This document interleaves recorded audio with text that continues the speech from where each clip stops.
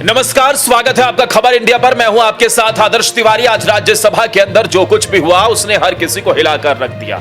उपराष्ट्रपति जगदीप धनखड़ के सामने अमिताभ जया बच्चन खड़ी थी और जया अमिताभ बच्चन ने ऐसा क्या कुछ कह दिया जिसके चलते पूरे विपक्ष ने हंगामा शुरू कर दिया, वॉकआउट तक कर दिया। आज उपराष्ट्रपति जगदीप धनखड़ को यह तक कहना पड़ा, आप बेहतरीन एक्टर हो सकती हैं, लेकिन एक एक्टर को भी डायरेक्टर चलाता है और इस सभा को चलाने के लिए मैं यहां पर मौजूद हूं। यहां को कंट्रोल करना और डेकोरम बनाना मेरी जिम्मेदारी है। दरअसल एक जाट नेता के अपमान में लगातार पूरा विपक्ष खड़ा हुआ है।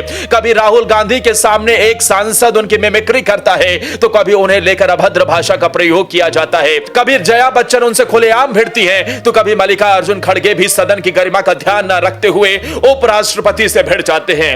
एक बार फिर से राज्यसभा में ऐसा ही हुआ। राज्यसभा के सभापति जगदीप धनखड़, कार्रवाई की शुरुआत होती है और शून्यकाल खत्म होने के बाद प्रश्नकाल शुरू होता है। इसी दौरान विपक्ष ने मल्लिकार्जुन खड़गे को लेकर घनश्याम तिवारी की ओर से की गई टिप्पणी का मुद्दा उठा दिया। जयराम रमेश ने कहा कि कुछ आपत्तिजनक बातें कही गई थी, इस पर आपने कहा था कि रूलिंग देंगे। उन्होंने सवाल किया कि वो रूलिंग क्या है। इसके जवाब में सभापति जगदीप धनखड़ ने कहा कि मल्लिकार्जुन खड़गे और घनश्याम तिवारी दोनों ही चैंबर में आए थे, एक एक कर दोनों ही मुद्दों पर नजर डाली गई, दोनों से बातचीत की गई। अगर इस मामले में जरूरत होती है तो घनश्याम तिवारी सबके सामने माफी मांगने को भी तैयार थे, लेकिन ऐसा नहीं था। मल्लिकार्जुन खड़गे ने भी माना कि ये उनके लिए किसी भी प्रकार की गलत बात नहीं थी। लेकिन इसके बाद तो सदन के अंदर जो कुछ हुआ उसने एक बार फिर से राज्यसभा में विपक्ष की पोल खोल कर रख दी और बता दिया कि विपक्ष किस तरीके से बेशर्मी की सारी हदें पार कर रहा है।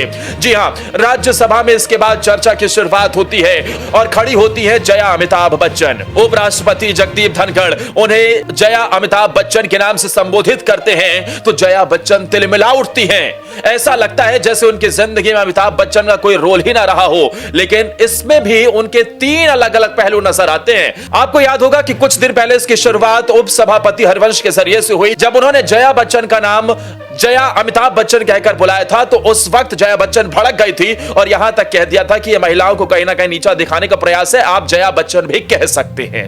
उसके बाद दूसरी बार जब उपराष्ट्रपति जगदीप धनखड़ और राज्यसभा के सभापति इसी नाम को लेकर संबोधित करते हैं तब वो मुस्कुराने लग जाती है, लेकिन तीसरी बार जब इसी नाम को संबोधित किया जाता है तो एक बार फिर से जया बच्चन तिलमिला उठती हैं। अरे भाई, ये एक नियम है, जो आपका नाम लिखा हुआ है उसी नाम से तो आपको संबोधित किया जाएगा। सभापति को इस बात से फर्क नहीं पड़ता कि उसमें अमिताभ लिखा हुआ है या जया लिखा हुआ है। आपका नाम जो कार्यवाही में है, आपका नाम जो सदन के अंदर लिखा हुआ है, उसी नाम से आपको संबोधित किया जाता है। इसे लेकर बाकायदा आज उपराष्ट्रपति जगदीप धनखड़ ने सबकी क्लास लगाई और यह भी बता दिया है कि अगर आपको अपना नाम चेंज करना है तो इसके लिए पूरा कानून है, आप उसके जरिए से अपना नाम चेंज करवा सकते हैं। लेकिन एक जाट नेता के खिलाफ कैसे साजिश रची जाती है वह आज एक बार फिर से पूरे विपक्ष ने दिखा दिया है। एक जाट नेता की कभी मिमिक्री की जाती है, कभी उनका खुलेआम मजाक बनाया जाता है। राहुल गांधी वीडियो बनाते हैं जब एक किसान का बेटा धरती पुत्र जो मेहनत करके आज इस मुकाम तक पहुंचा है, कभी वो गरीबी के दंश से झेल रहा था और आज वो भारत का उपराष्ट्रपति बना, तो विपक्ष को ऐसे मिर्ची लग रही है। अरे यही विपक्ष तो है जो किसानों की बात करता है, यही विपक्ष तो है जो जाट वोटों को साधने के लिए दिन रात प्रयास करता है। लेकिन एक जाट नेता के अपमान में ही पूरा विपक्ष उतर आया है। खबर है कि अब पूरा विपक्ष लामबंद होकर उपराष्ट्रपति यानी राज्यसभा के सभापति के खिलाफ ही एक प्रस्ताव लाने की तैयारी में है और इसके जरिए उनसे कुर्सी से हटाने तक की बात कही जा रही है। ऐसे विपक्ष षड्यंत्र रच सकता है, लेकिन आपको बता दें कि वो इसमें कामयाब होने वाले नहीं है, क्योंकि बीजेपी ने पूरी तैयारी कर ली है। बाकायदा बीजेपी निंदा प्रस्ताव लेकर आई है जया अमिताभ बच्चन के रवैये को लेकर और अब ऐसे में हो सकता है कि उन पर कार्रवाई भी हो जाए। उपराष्ट्रपति जगदीप धनखड़ के पास पूरा अधिकार है कि वो उन पर कार्रवाई कर सके, लेकिन कभी प्रधानमंत्री नरेंद्र मोदी के भाषण का वॉकआउट करना, कभी राज्यसभा के अंदर हंगामा करना मानो विपक्ष की आदत हो गई है।